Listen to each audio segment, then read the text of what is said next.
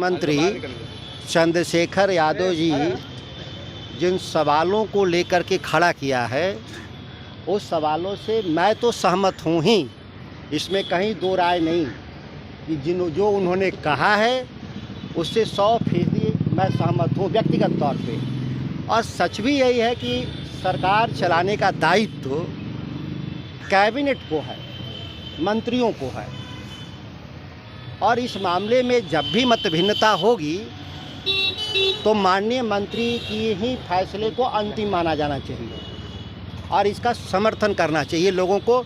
लोकतांत्रिक अगर हम राज चला रहे हैं तब, नहीं अगर लोकतांत्रिक राज नहीं है बिहार तो फिर जुदा सवाल है, अपनी मर्जी से जो चलाना चाहें चलाएं। आपको लगता है कि उनके सचिव है के पाठक, जिस ढंग से उन्होंने पत्र जारी किया कि जो सेक्रेटरी हैं उनको घुसने नहीं देना, उनके पर्सनल पीए को कार्यालय में नहीं भेजना सही लग रहा है? मैंने कहा कि सरकार चलाने की 100% जिम्मेदारी हमारे शासन प्रणाली में माननीय मंत्री को होता है और माननीय मंत्री का निर्णय ही अंतिम निर्णय है और इसका समर्थन सभी लोगों को करना चाहिए जब तक वो पद पर हैं।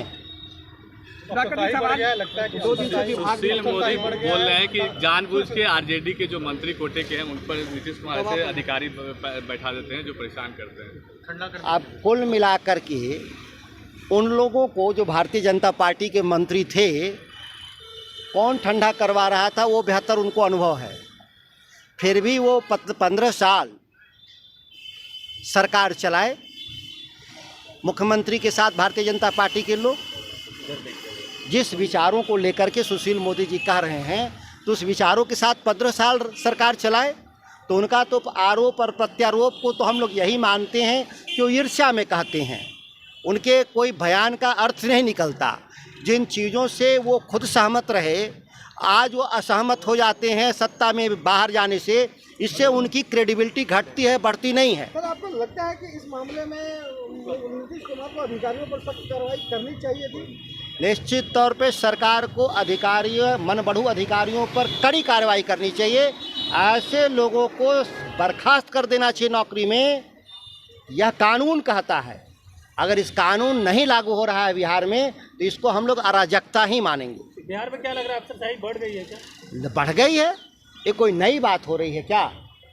लंबे समय से पूरा बिहार पीड़ित है इस बात को लेकर के।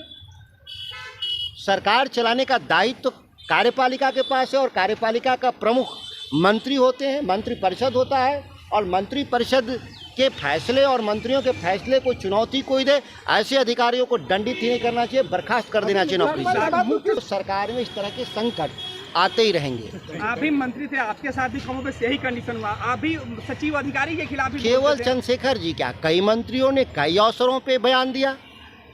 ऐसा तो नहीं है कि चंद्रशेखर जी का पहला मसला हो, इससे पहले कई मंत्रियों ने कई अवसरों पे बयान दिया। किसका नाम?